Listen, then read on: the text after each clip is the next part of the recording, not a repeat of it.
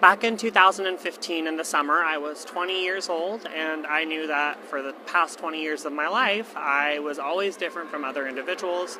Growing up, I knew that something didn't quite fit. But after momentous stories of pop culture, from Caitlyn Jenner coming out to realizations in science behind transgender individuals, I realized I myself, who was living as a man for 20 years, was not actually a man, but rather a woman.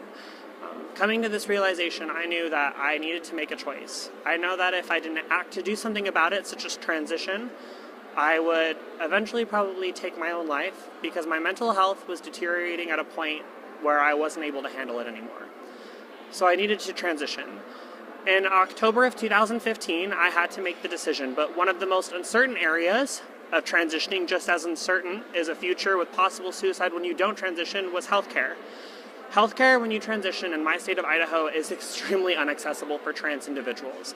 That's because we don't have comprehensive resource databases, we don't have anything going on that can actually give us a direction to go in. But Planned Parenthood actually being there in Boise and Meridian and back in Idaho told me that there were people there who could provide me some form of healthcare that could actually save me from major medical issues. I knew that no matter what would happen, even if I couldn't get access to transgender healthcare, there would be people with non-judgmental care ready to provide that to me no matter what happened, that I could at least live. And so on October 10th of 2015, I made the decision to begin transitioning, and for the last year and a half since then, it has been the happiest and most healthy year and a half of my entire life. I'm 22 years old now and have a bright future ahead of me, versus if I would have not transitioned, there would have been an uncertain future with suicide possibly ending it.